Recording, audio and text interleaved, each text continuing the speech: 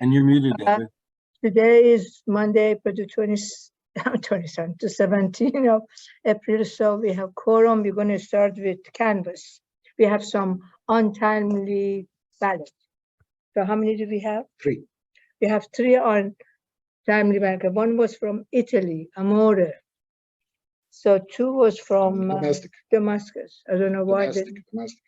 Local. Okay. So do I have a motion to reject these? Yep, I move we reject these ballots as being untimely. I'll second. Those in favor, aye. Aye. Aye. Opposed? Aye. Do I have a motion to we're going to get out of the canvas and going back to the public meeting? I move. So we moved. adjourn. Second. Thank you. Those in favor, aye. Aye. Opposed? Okay, we have a board meeting. I don't have any remark, and I have everybody have a good time with this weather. So additional changes to the agenda. Do we have to change the agenda? No. Mr. Vincent sent an email requesting an additional item to be discussed under new Yes, we're business. going to do that under new business. Any item you have, either old business or new business. Thank you. Are we going to learn what it is? Disclosure of campaign contribution. I don't think anybody's doing it. They're saving their money. Okay, then. Thank you. Yeah, actually, Madam President, does that include political parties or these kind of things, conventions, that kind of thing?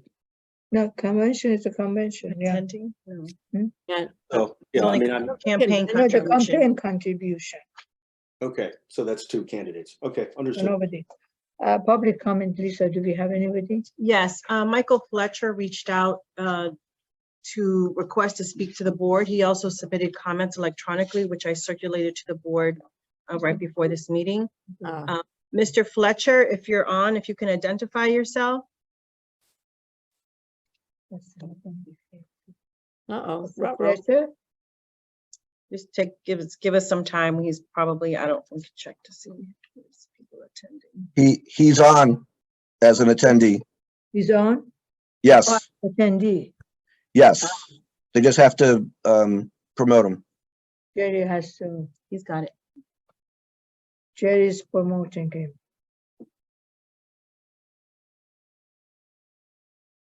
Oh, there we go.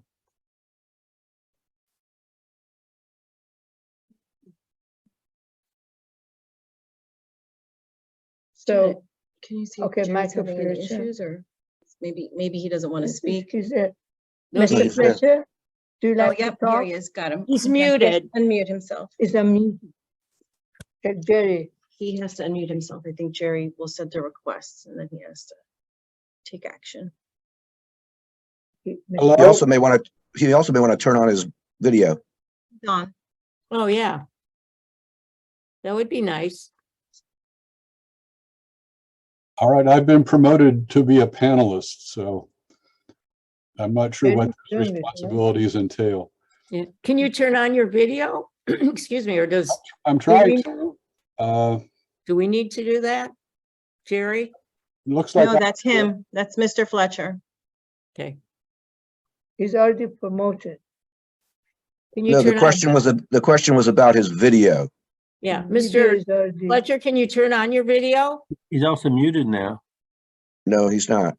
Okay, Oh, hold on, let's understood. Lisa handle it, please. So Mr. Fletcher's trying to turn on his video. I don't know if has the ability to do that. There he is. Okay. Okay, thank you. Okay. Now you can see me. Can you hear me? Yes, Yes. yes, Dad. Yes. All right, Please go ahead. I will proceed with my comments. In response to a recent public information request, the State Board of Elections noted that an Albert sensor is installed at the State Board's data center, but not at each local Board of Elections. Below are my comments on Albert sensors. I hope you will share my concern that the risks associated with the use of Albert sensors outweigh the benefits. First, the information provided to Albert cannot be guaranteed secure. The information gathered by Albert sensors is channeled to a private company in New York, the Center for Internet Security. The Department of Homeland Security selected the Center for Internet Security to monitor data from across the country.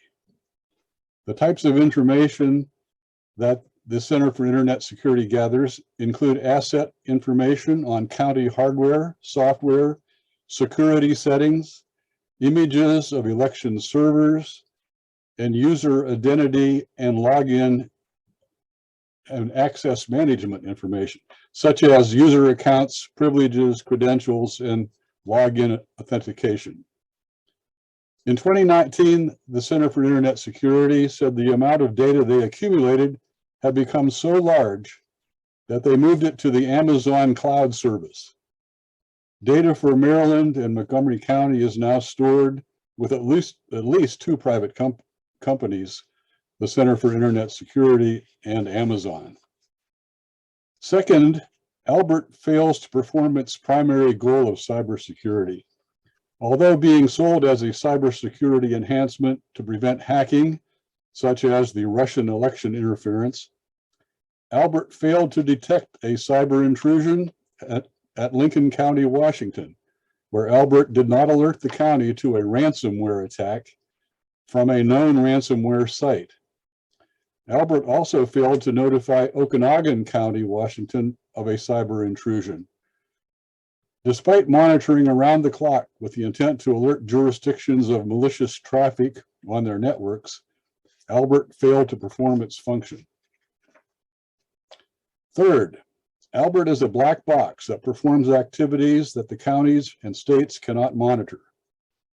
The memorandum of agreement between the Center for Internet Security and end users requires the end user to provide notice to its employees and contractors that they have no reasonable expectation of privacy regarding communications or data transiting, stored, or traveling to or from county information systems, and any communications or data transiting, stored, or traveling to or from the county information system may be monitored, disclosed, or used for any lawful government purpose. Are the Montgomery County Board and staff aware of these provisions? Finally, one of the strengths of our election system is its decentralization.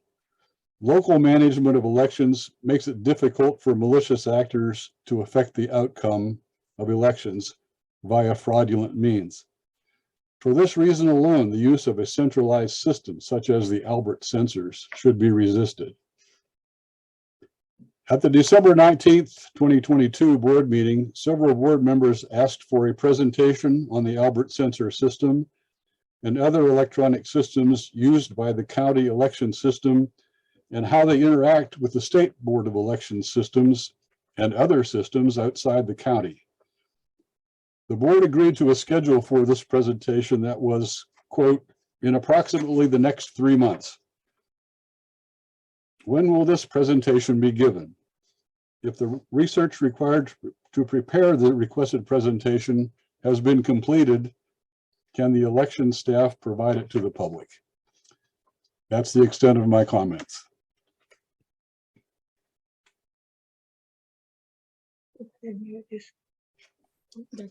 Thank you.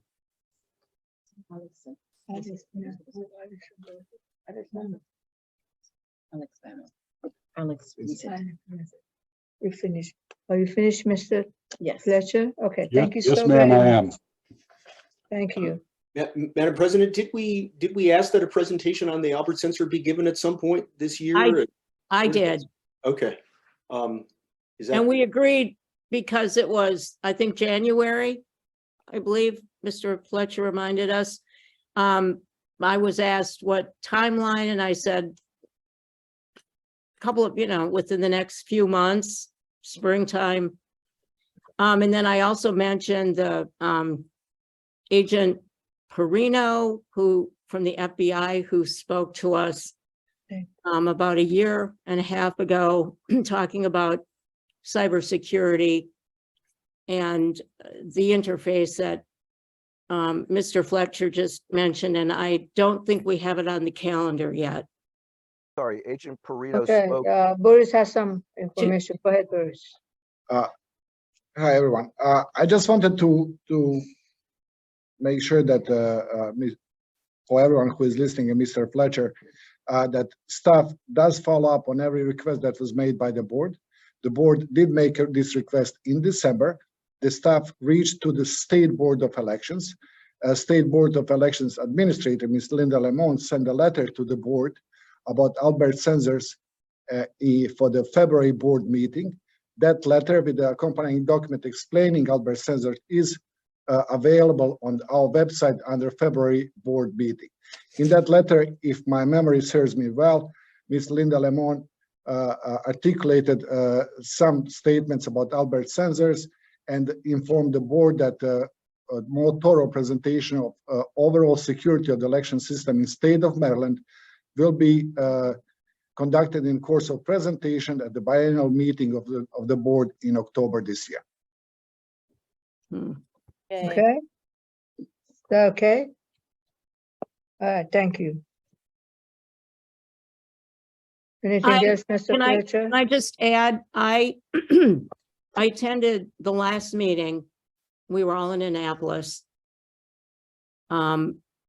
When we had the presentation on the cybersecurity, and I was left with a lot of questions. I am wondering, following the biennial in October, I guess we'll follow up then. If there are more questions, maybe we could have a more a smaller, more responsive, in that if it's just to our board, we would be able to ask questions. That maybe we can talk at that time about having a presentation brought to the Montgomery County Board, one of our monthly meetings.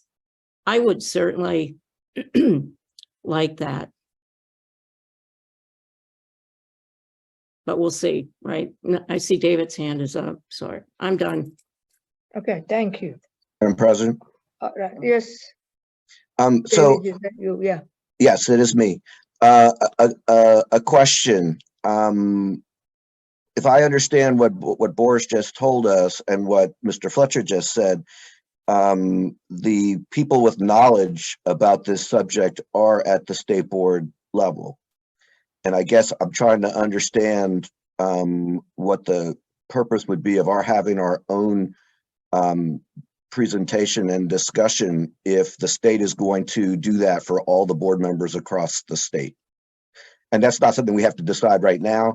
And perhaps Diane, you and I can chat about that. I understand your point that in a large group meeting, it's sometimes harder to get all your questions answered, and you have to be a little more assertive about that, which I'm guessing will not be a problem for you. But I'm just not sure that, I'm not sure it's fair to our staff to put them on the spot to answer questions about something that's really not theirs to administer. Yeah, I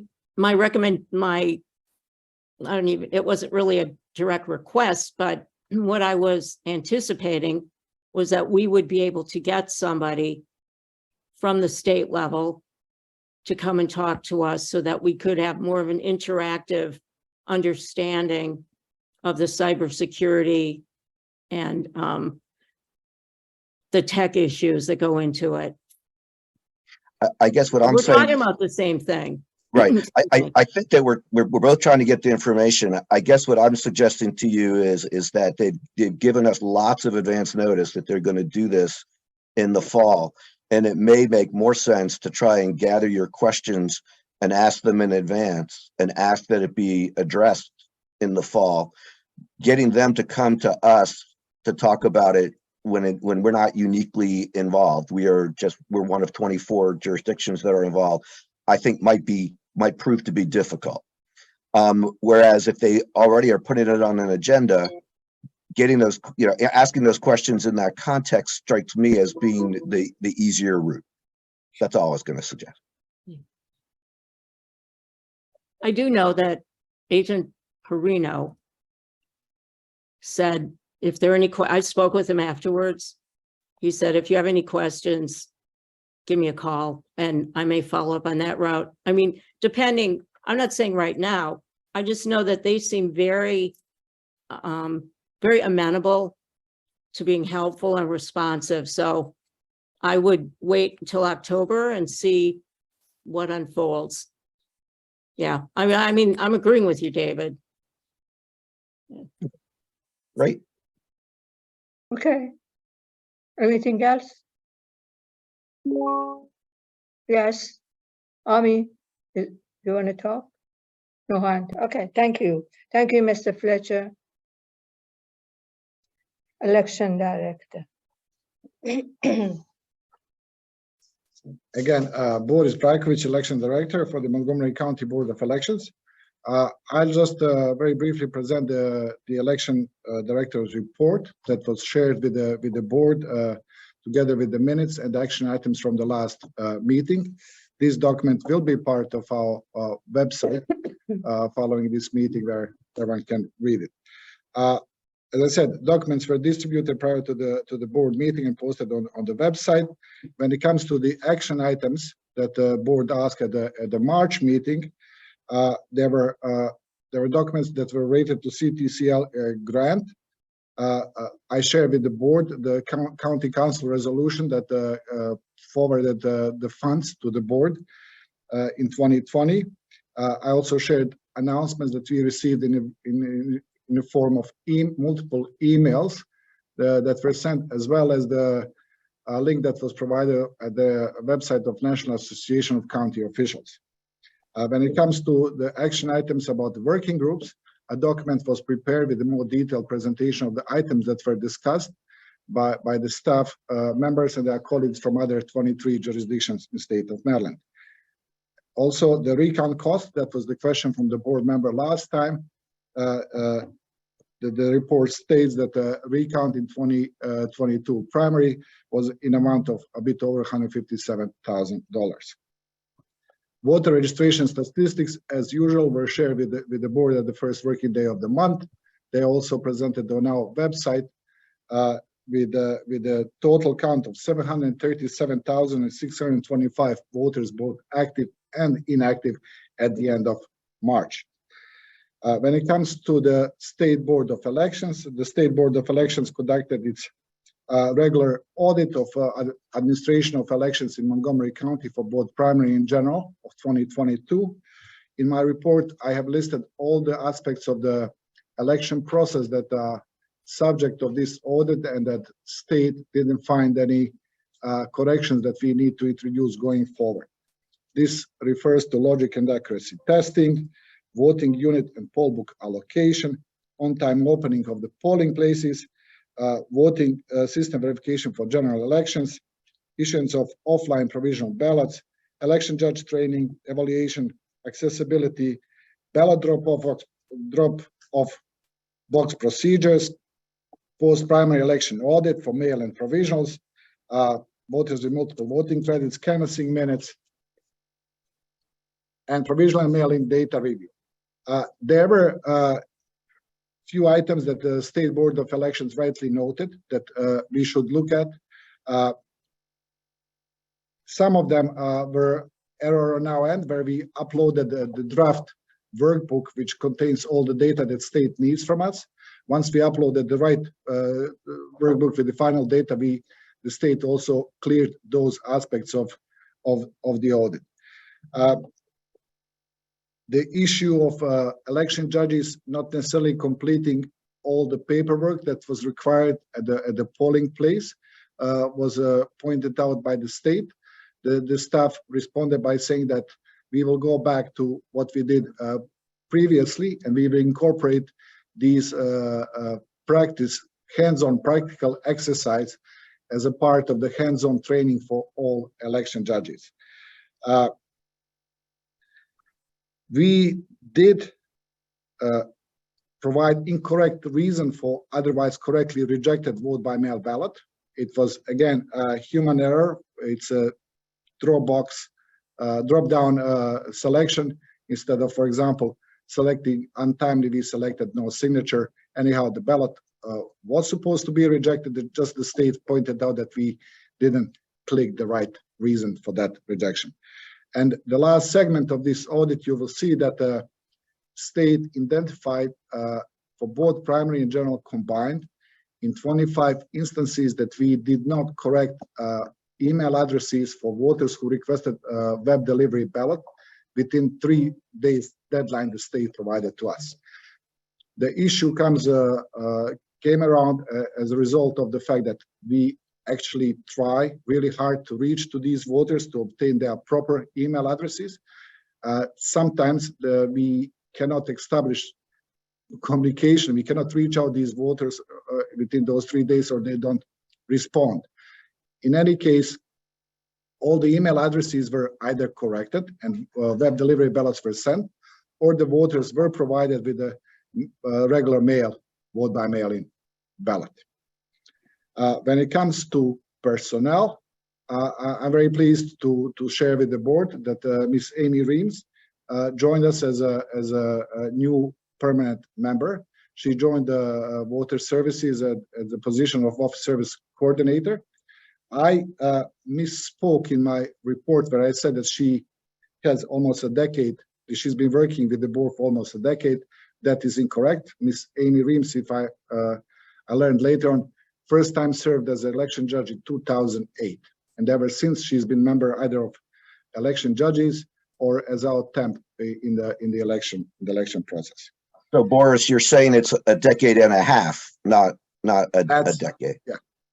Well, yeah, please send Amy our congratulations on her new position. A lot of us know her from the canvas. Yeah, Absolutely. I think that, yeah, Amy was always part of our canvas activities and all the effort that we did in that part of the process. that's good news.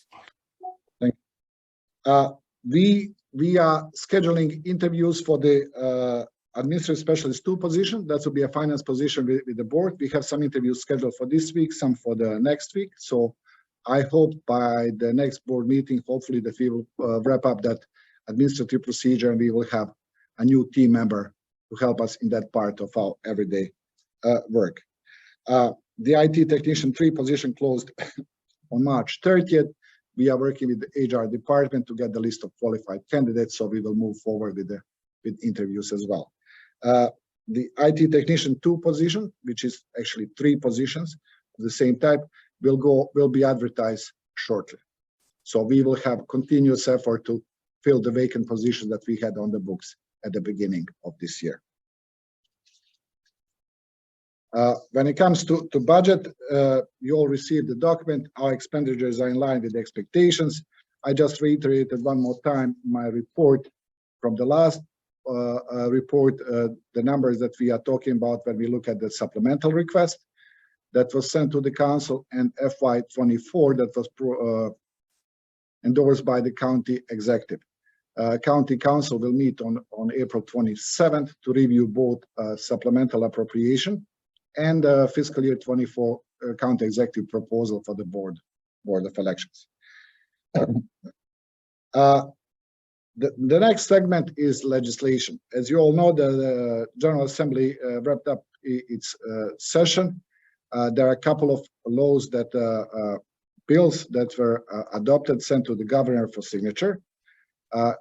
In the report, we try to summarize some of them and what kind of changes they bring to our operations. Few most important items is that the date for the primary elections in 2024 has been moved to second Tuesday in May. I believe that's May 14th. Not through the court order, but through the law, we will be able to start canvassing or opening vote by mail ballots 8 business days before the first day of early voting going forward. There's a legal now requirement to mail a vote by mail ballot to every voter at least 43 days before the election day, as long as the voter submitted the application 60 days before the election. The bill also requires staff to receive in the system, in MD voters, all vote by mail ballots, regular vote by mail ballots within 2 business days, and all web delivery ballots within 4 business days. House Bill 410 addresses the issue, looks at the polling places and requires the local boards to provide a plan to the State Board of Elections for approval 6 months before the election day. So that new deadline for us would be December. When it comes to the plan, that segments of the plan, polling places plan that needs to be provided to the state, it should include demographics, voter behavior for each precinct, and as well as alternatives or other available buildings within the precinct boundaries. Going forward, any this public discussion on changing the polling places would need to take place at least 14 days before the decision is made, and the staff will be required to run a list of interested parties, citizens, organized groups, elected officials who would like to be notified timely to take part in those deliberations. The last bill that I would like to just touch very briefly with the board is House Bill 1200, which moved forward to establish the floor when it comes to the compensation of election judges for days served during early voting and election day. The floor, as is set in the bill, is $250 per each day served. The bill also says that every returning election judge who serves during early voting or election day should receive another $100 compensation for every day served. The bill also says that the minimum compensation for training for attending the training session organized by the local board should be an amount of $50. Finally, the bill says that this extra $100 for returning election judges should be a split cost between the state and local board of election in the amount of 50-50. When it comes to sections activities, when it comes to water services, we carry on our regular daily activities when it comes to list maintenance. The board will also notice in my report that a Green Party and a Working Class Party lost their status of recognized parties as of the last day of 2022. Therefore, all the voters who were registered with these voters, their status was adjusted in the database, and staff sent a letter to all of them to notify them of the change of the status of their preferred party and their status in our database. We in total sent out 1,627 letters to our voters who were affiliated with Working Class Party and Green Party. We continue to go ahead and plan our support for the municipal elections going forward. I added to the list of localities that will have elections as scheduled. In bold letters are the additions compared to the presentation that was included for the last board meeting. When it comes to IT section, we have completed the post-election maintenance. We are working with the ESNS to test the update software for RCN sites and election date for transmitting the results. We are still working with TEPS to develop a solution to replace the election resources management system. Outreach, I just presented to the board that we have created a plan of outreach events in this year all the way to October. We plan now to have 78 outreach events. We are partnering with a number of organizations like Montgomery College, Washington Adventist University, MCPS, Strathmore, the City of Rockville, and of course, Department of Recreation and Planning. The outreach events are focusing on voter registration and election workers recruitment, as our goal is to try to start this as early as possible. Boris, may I ask you a question about the outreach? Please go ahead. In the past, we've gotten a very detailed list of outreach events rather than the one paragraph that we're getting in your report? Are we going to get that list for, I mean, this looks like a plan that's for the next 6 months. So I was wondering if we can get a list of all of these events. I have in my house multiple examples of past lists like that. Okay, Absolutely. Along the That is- same lines, question, is the library included in the outreach? I would say so. I have to, I apologize. I went through the list, but I don't remember from the top of my head. But I can share the full list with the board so you can see.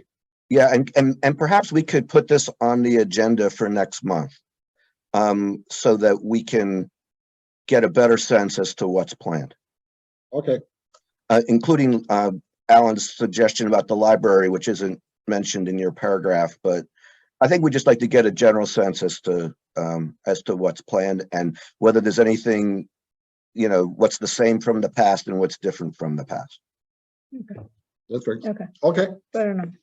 Thank you. and when it comes to operations, just to wrap up this report very briefly, we continue shredding, as you already know, and we are trying to, again, through operations section, work with the local jurisdictions to support their elections. Mainly, currently request that comes in is related to using of our drop boxes for their own municipal elections. And the list is presented here. With addition to City of Gaithersburg, they are also asking for the voting booths and ADA voting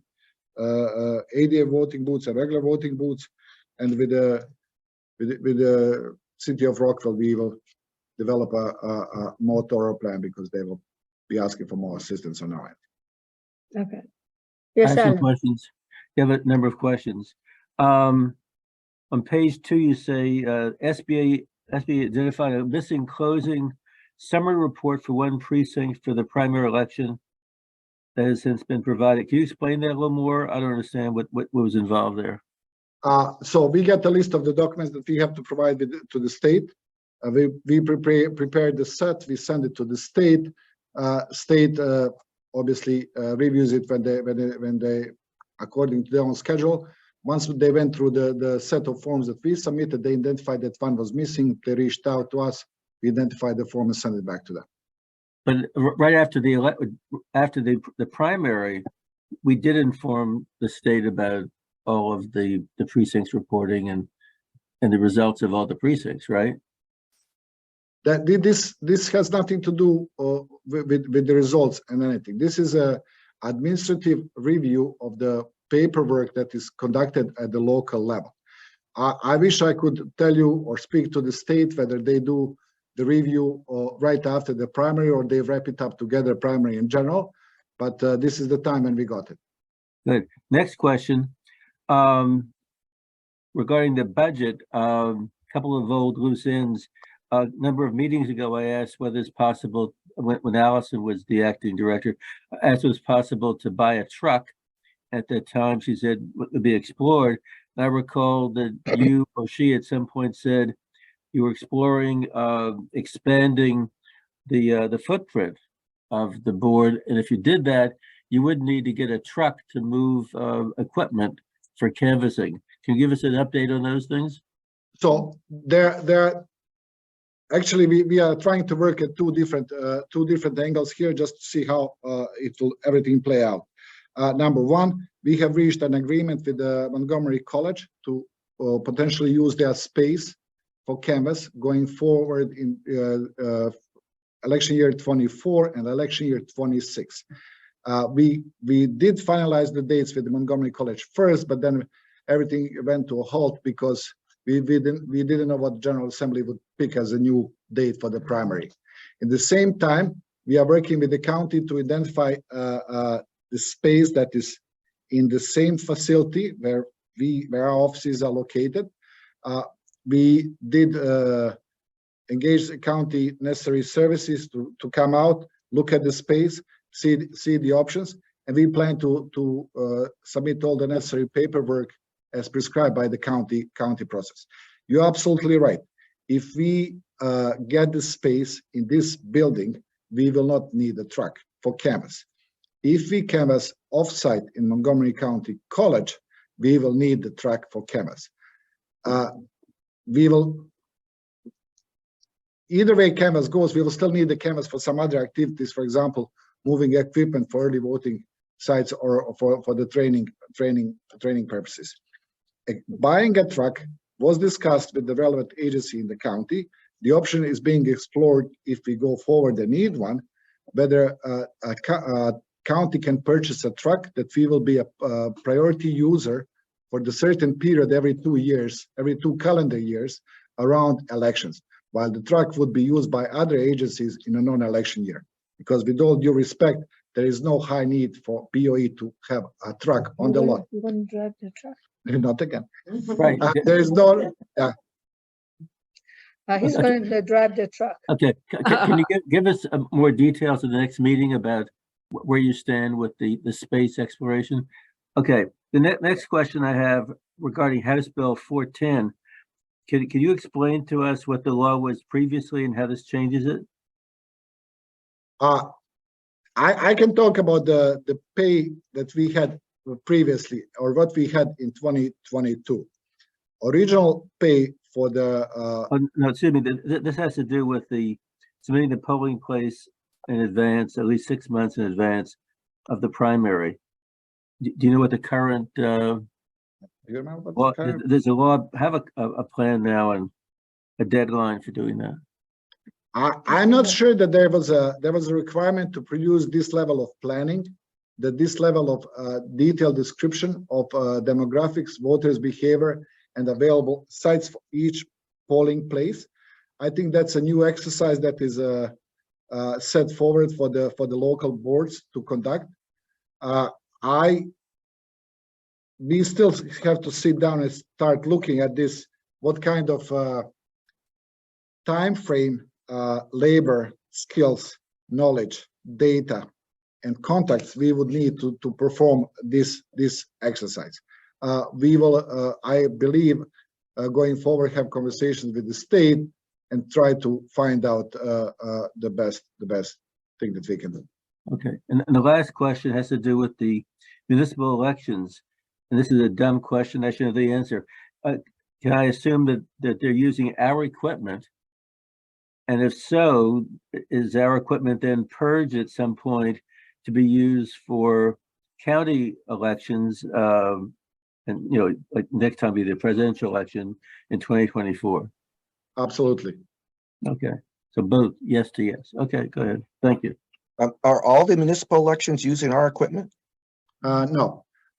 When it comes to municipalities, absolute majority of them relies on us heavily to provide the voter registration lists and precinct registers, and they have their own equipment that they use one way or another. There are some municipalities, I don't know from the top of my head, that completely rely on vote by mail. As I said, Gaithersburg is asking for the ADA in the regular booths. Others are asking for the drop boxes they will be placing throughout their municipalities. And Rockville, city of Rockville might ask additional assistance from us to help them with the processing their ballots. What would that entail? Us helping them with processing? Oh, you said data. And would you no. mind to raise your hand because people are Yeah. before you, their hand is up. Okay, Sorry, so I'll wait. if I may answer this one before. So there is a process which prescribes that a locality can reach out through their local board of elections directly to the state, and they can be granted use of the equipment. Also, going back for like many years, city of Rockville would rely heavily on both permanent and former temporary staff of the board of elections to serve during their elections. So team members who would be our nursing home specialists when we run our elections will be helping Rockville to conduct that part of their election process as well. And some of our trainers who serve as trainers for our board of elections will be stepping up and will be hired by Rockville to help them train their staff that they will need for their sites. Okay. Thank you. Sorry, everyone. No problem. Alex, your Madam hand is up. President, Yeah, thank you. I had a question related to Mr. Banoff's. It's about this House Bill 410 and this polling place plan. Yeah, I was not aware that we had heretofore ever been required to provide this kind of detail, but do you have, Boris, any idea what they mean about this analysis of demographic and voter behavior information and what they actually want? That is the, give me a second, try to pull the bill. And I don't mean to put you on the spot. If it's in the bill, No, no, I will read it's it, fine. yeah. It's just, I think, as I said,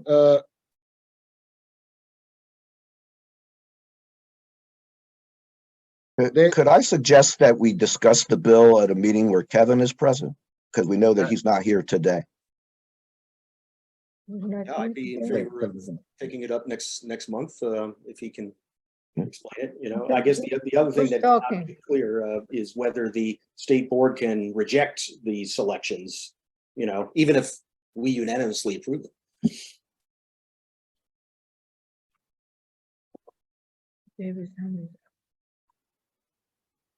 up.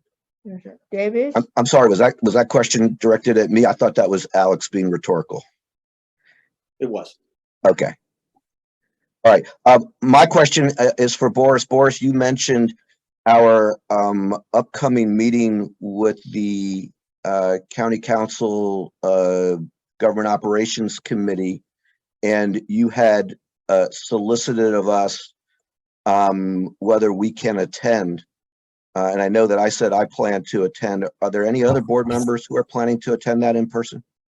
I have reached out to all board members, and I have got confirmation that Ms. Nahid and you, David, will be the only board members who will attend the meeting, both in person. And I reported that to the county council staff, so they can, I'm giving them heads up. Okay, thank you. all right, any other question? I don't see any hand up. Okay. New business. Our board attorney is not here. He has something else to do. We wish him good. New business.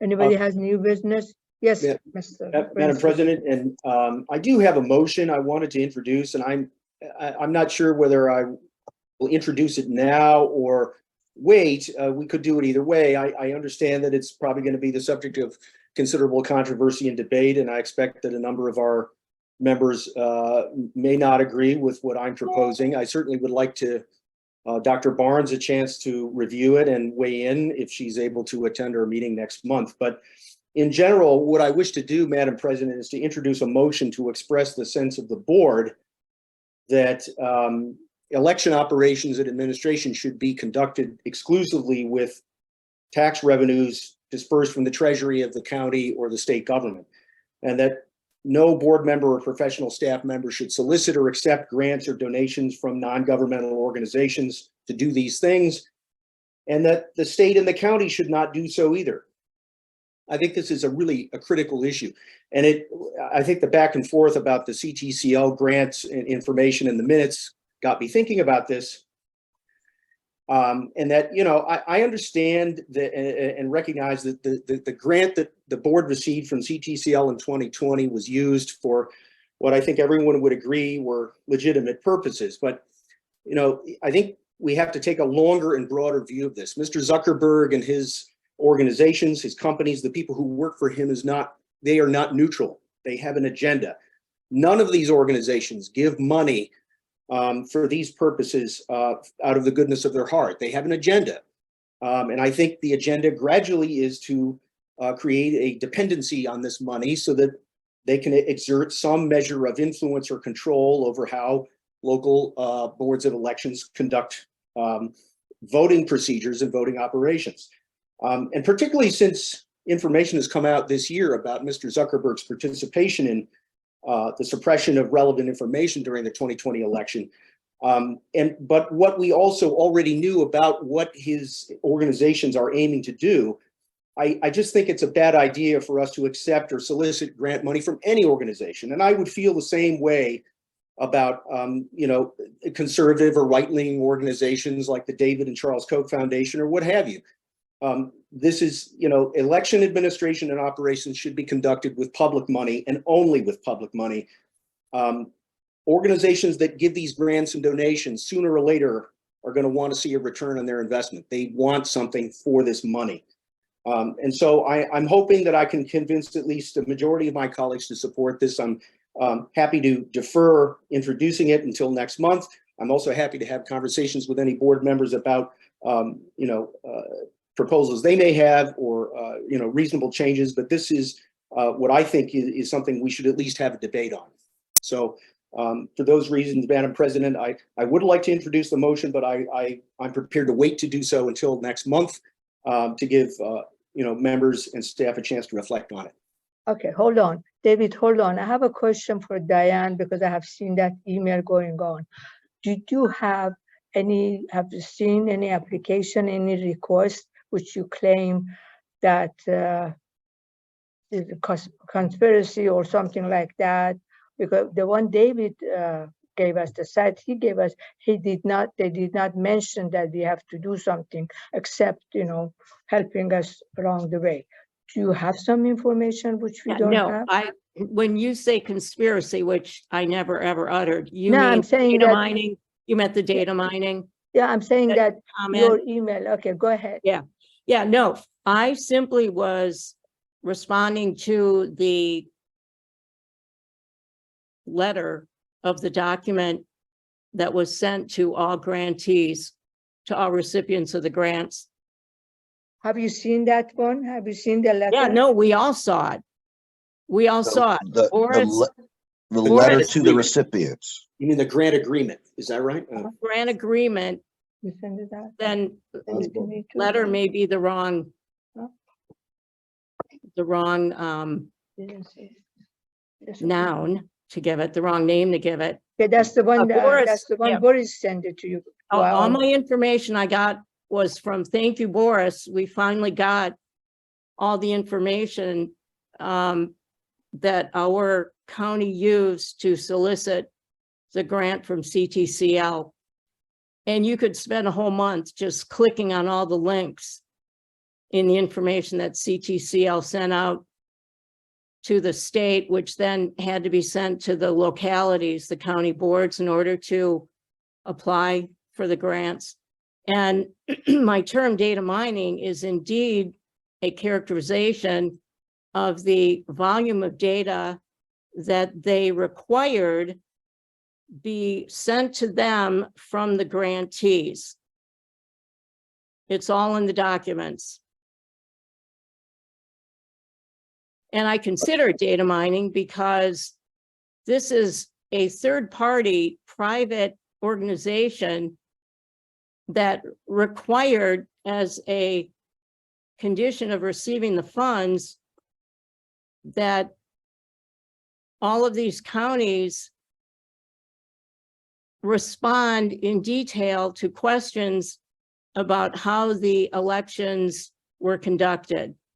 Now, if CTCL wants to put together an exhaustive list of how localities run elections for whatever purposes one can imagine, they should expend their resources and go out and do it. It's manpower, lots of resources to contact all these different locations to get the information. And they were able to get it simply by buying the responses. Where did you get this information? I mean, is it I- documented or is it? Yeah, out no, there, I just everybody said, knows? it's all in the documents that Boris thankfully sent us. Can you point us Okay, to hold the on. part that you David. object to? David, go ahead. Okay, well, I have a few thoughts. First, Alex, thank you for being willing to wait to introduce this next month, because I do think that Elise would definitely want to have an opportunity to be part of the conversation. In an ideal world, I would definitely agree with the idea that taxpayer funds should fund elections, but we do not live in an ideal world. We live in a world of competing priorities for those funds. And so then the question becomes, are the strings that are attached to funds we get from other sources objectionable? And that was why I was asking Diane. Diane says it's all in Boris's email. Well, I mean, I understand. It may not be in his email. It might be in links in his it was email. in the attachment from Okay. CTL that he But- sent us. All right, but let me just say that it would be very helpful to me to get a sense from you of exactly what it is that you object to that they were asking for, because as Naheed pointed out, I went onto their website and I found a Q&A on their website about what information they were seeking from their grantees, and everything they were seeking was public information. Oh, And yeah, no, we have people Yeah. who request data from us all the time. Researchers, political parties, candidates, newspaper people, bloggers, etc. I mean, our data is largely public. Our election data is largely public. And what they were asking for in their, I'm looking on my computer because I just had it open, but they were asking for the number of voters we have. They were asking for, the number of active registered voters, the number of full-time staff or equivalent, the budget, as of a certain date. Right. Yeah, Who is the local government body to approve the grant funding? Yeah. So, and as I said in our email conversation, to me, I agree that our private information should not be for sale. But I also I have a hard time with the idea. We got, I believe, about $800,000 from this organization, and there are 21 of the 24 Maryland jurisdictions, each of whom had to apply individually. The state was not able to apply on their behalf. So, and each of which has a Republican majority at the time that they applied. And 21 jurisdictions. And we didn't even know the application was 20 happening.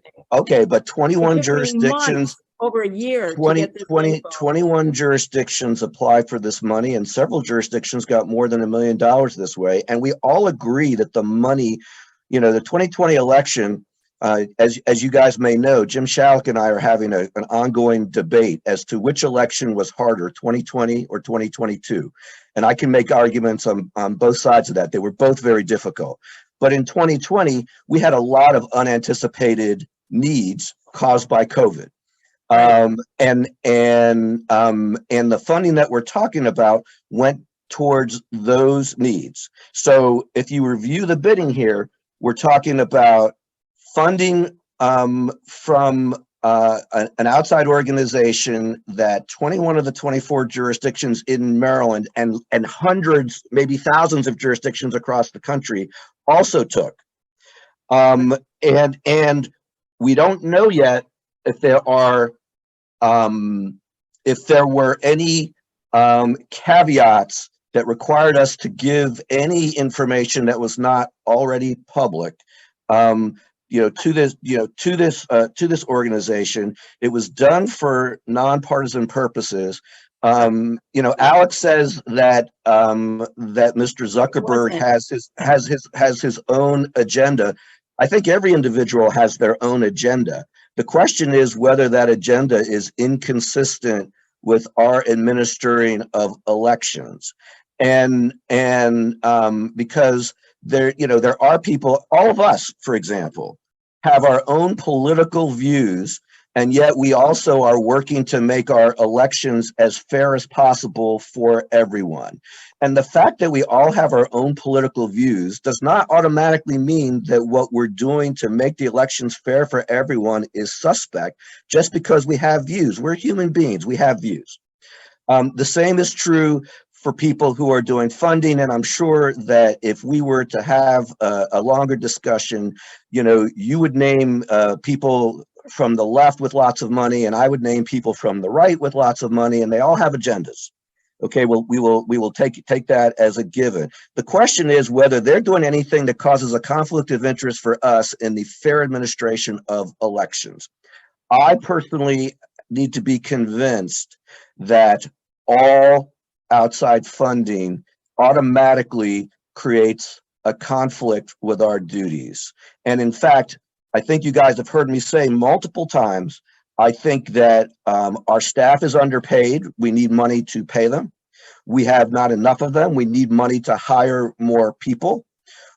Our staff needs to have better work-life balance. If you all who, you in particular, Diane, want to have polling places, the same number of polling places we've always had on election day, we need more election judges. We need to pay them more. Now the state is making us pay them more. There are a lot of expenses just to continue the elections that we've been having. And I will point out, I'm glad that Naheed is going with me to the GEO committee for our upcoming meeting this month. The last time we went to the GEO committee, I was the only member of the board who went to the GEO committee. And if you all believe that we should rely on local funding and state funding, please help me get it. Because you can't on the one hand say we reject all outside funding based on hearsay, based on we think that there might be problems. You can't do that at the same time as you're not helping. Public record, David. It's in the public record. Well, I'm asking you, instead of giving me 100 boxes of public record material and say, find it, I'm asking you to identify it so that we can evaluate what you think is objectionable. Okay, I looked briefly at Boris's. Filibuster, or can I answer? No, I'm going to finish in just a second. Okay. I'm definitely not filibustering.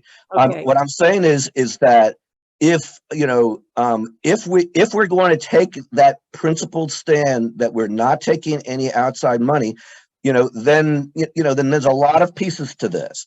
And one of them is, let's get government resources. And let me add just one last thing, and then I'm going to give up the floor. And that is that there have been many efforts in Congress to get federal funding to support elections.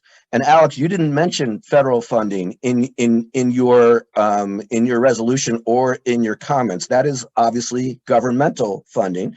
That is not non-governmental funding. And my understanding is that one political party in Washington has been stopping that funding from happening. And it's not mine.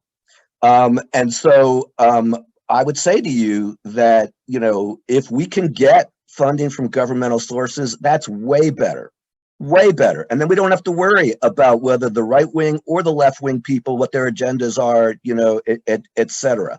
In the meantime, if people are offering us resources that are nonpartisan in nature and that do not interfere with our having a fair election, I'm not sure that we should automatically be saying no.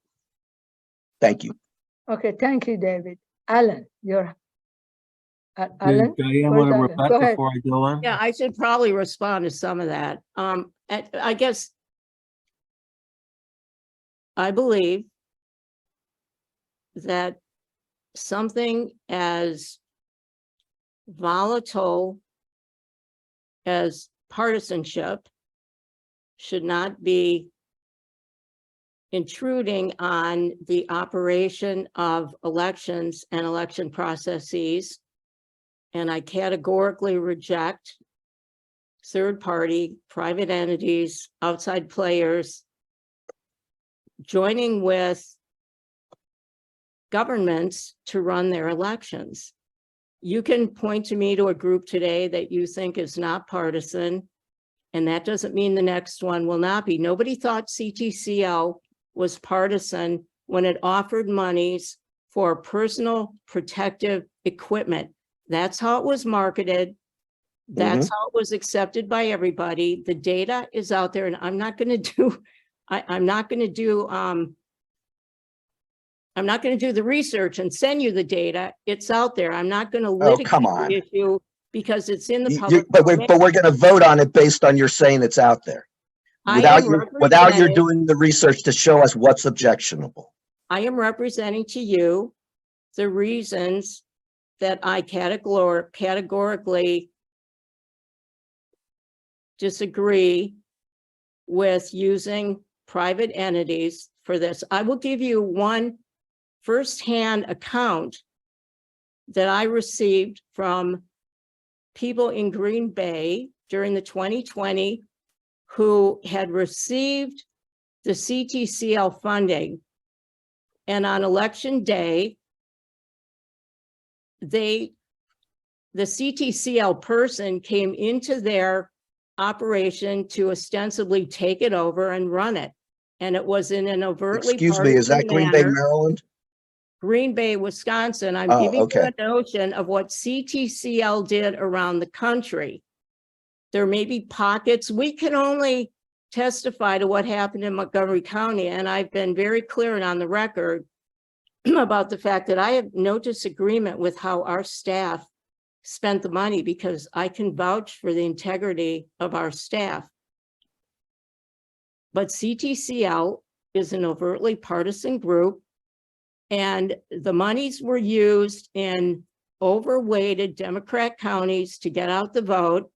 And I don't think money like that should be in elections. And I don't think we should be in the position of having to vet that, because this is a perfect example of how a year and a half went by before I ever even saw the documentation that was used to solicit these funds.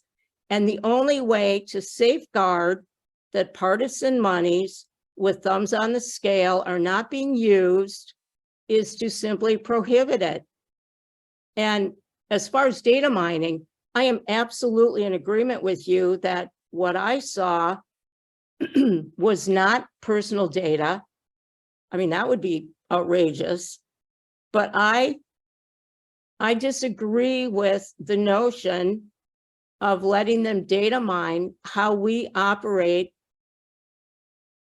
how we conduct our elections. Let them send somebody, let them watch. But it's an intrusion, and I categorically reject it. And I don't want to filibuster, so I think I've made myself clear, I hope. David, you still going to talk? Remember, I have to leave Alan's before next. dark. Okay, go ahead. Yeah, thank you. Yeah, I agree with what David said before. And let me point out what Kira's response to the grant report was. $32,000 went for ballot drop boxes. $612,000 went for poll worker recruitment funds, hazard pay, training expenses. $157,000 for temporary staffing support. You recall 2020 was maybe one of a kind. It was extraordinary. We relied tremendously on mail-in ballots. That increased the cost of the election dramatically. As Diane mentioned, we had to get personal protective gear, and a lot of the money that we got was for that purpose. It involved sanitizers, plexiglass shields, everything else you know about, masks, etc. So that's what the money was used for is on page 1 of that CTCL COVID-19 response grant report attached to one of Boris's. Right, no, I stipulated all of that. I have no question about the integrity of how our staff appropriated these funds. I categorically reject the notion of a third-party entity. I think if our government can't afford the process it's put together, it needs to rethink its process. End of story. Back to David. Do you, Diane, do you think that our staff is overpaid? Oh, how does that weigh in on CTCL? Leave the stuff out of wanna it, keep- please. Well, no, I I'm want to not. keep it, I don't want you to trick me into some sort of I'm not tricking you into anything. We're both, Q&A. we're both fine. I will make my point, and then without asking you that question. Here's the point. The resolution that Alex is offering does not apply to Green Bay, Wisconsin, does not apply to Wisconsin at all. It does apply to the one group of people that you just declared your confidence in. And that is our board members and our staff. And we would essentially be tying our own hands while every other jurisdiction, or almost every other jurisdiction in Maryland and almost every other jurisdiction in the country would be accepting resources that we would not be. And we would be doing it on the basis of accusations that are quote unquote out there in the public domain, but that you are not willing to say to us, this is what I find objectionable. I went into the public Wait, domain. what? I found, What are you talking about? I just laid out a litany of reasons why I No, categorically. no, you gave out a litany of reasons in another jurisdiction from an anecdotal evidence. I gave you one firsthand account. I'm sorry. I thought you It's not wanted. now you say a firsthand account. Were you in Green Bay, Wisconsin? It was given to you? me by the person. It Okay, was so it's not a hand firsthand given account. to me. So it's not I- a firsthand account. David. Okay, semantics. I am just not. No, gonna it's waste not. more It's not a time question on of it. semantics. It's a question of It's a evidence. first-hand account to me, all right? Maybe coming to you Okay, is so second-hand. no. Don't For me, mischaracterize. Diane, it is now third hand because it went from that person to you and from you to me. But let me say that if we are going to take a position about outside funding based on the fact that there has been some problem with outside funding in the past, it has to be more than rumor, in my opinion. And because the need for funding It's not here. gonna be a rumor when the person who experienced it told me. I just don't want. Diane, it is a rumor. It is a rumor to me because you're telling me you're not identifying the person. They experienced it, they say, in Okay. one jurisdiction All right, in the you know state what? of I don't need- Wisconsin. I don't They- need that. I don't need that to David? make my point. My Well, point Can is, you do me a favor? I categorically that is fine. reject All I'm saying third-party is, monies intruding in government okay, elections. I know. I'm done. there are third-party monies. First of all, the state and the counties already share the bill. I would encourage you, if you believe in taxpayer funding of elections, to convince Republican U.S. senators and Republican House I don't want members. federal funds in local Oh, elections. okay. So we don't want federal funds. We don't want outside funds. And let me Right. guess, we don't want to The raise state- local taxes The either. states are So- taxed to do David, this. Let stop. them adopt a reasonable We procedure. will Okay. that they continue can this afford. discussion okay. next month. All right. David, please. So I will just say that, Diane, I appreciate your passion, Yes, but thank you. your position is not consistent with itself because you want election day voting in every precinct and everything that comes with that, and you want to fully fund that, but you're not willing to get the funding locally from the state, from the federal government, or from the outside. So it seems like we're not left with many options in order to accomplish that. Well, that's not a fair criticism of Mrs. Dillon's position. She Thank never you. said that she was not willing to make efforts to get state and local funding for elections, David. I mean, you have to be fair about this. Well, when has she made efforts to get state or local funding for elections?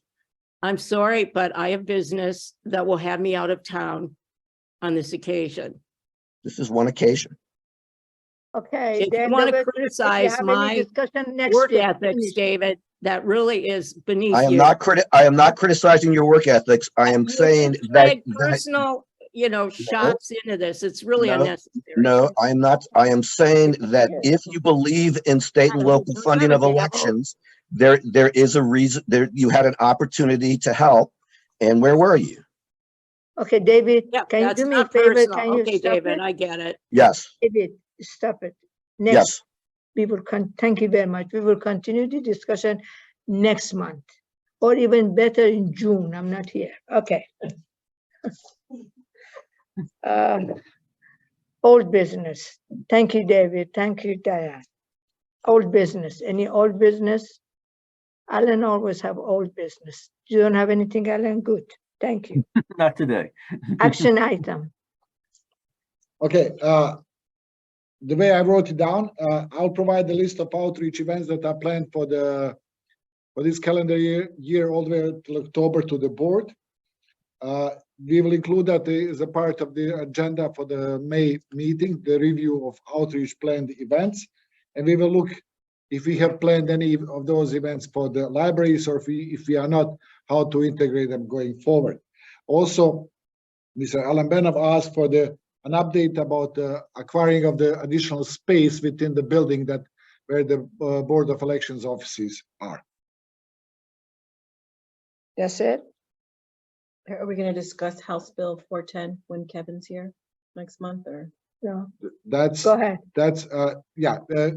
All House Bill 410 or all other legislation, does the board, basically, my understanding was that board wants to discuss it or bring it to the floor when Kevin is in the meeting, so that's something that. I apologize, Boris, but I was distracted there for a minute. Have you already included the discussion of the outreach event? Yes. Yeah. So I'll Okay, share the thank you. list and we will have it as a point on the agenda for the next meeting. Okay, thank you. Fair enough. Thank you. Approval of March 20th, 2023 minute. Oh, I move we motion. approve the minutes as amended. Thank you, David and Alan. Thank you. Second, who seconded? I'll second it. David Or seconded. Alan can if he'd like. He did all the work. Most of it. You can fight with each other after the No, meeting. Alan can second it. We have nothing to fight Okay. about. Any discussion about the minute? No? So those in favor say aye. Aye. Aye. Oppose? Pass. Future meeting. Madam May President, Yes, April. yes, sir. well, I'm sorry, go ahead with the May meeting. I have an announcement about the July meeting. Go ahead. Okay, in order to accommodate vacation plans by the election director, I would add much deserved and overdue vacation plans by the election director. I'm going to ask that we move our July meeting, and I believe, I just want to look at the calendar, but it is currently scheduled for July 17th. I am like to move it to July 31st. And members who are continuing, I believe I've already consulted with you about that particular change so that Boris Okay. can make a trip. July 31st. Raise your hand if you Yeah. agree with it. Instead of Yes, 17, 31st. Okay, David, do you have? Thank you. Thank you very much. May I just say that I really appreciate the move. Thank you all.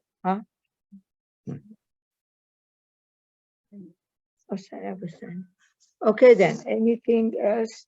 We already have future meeting. Do I have a motion to adjourn the meeting? I move we adjourn the meeting. I'll second it. Alan, second. Those in favor, say aye. Opposed? Thank you so very much. Thank you. Have a Thank you, good day. Naeem. Thank you. Ami, send us some locks. Send us some Novo locks. ah, Have a good okay, week, everyone. thank you. You too. Thank you. Bye now. Stay well. Thanks. You too.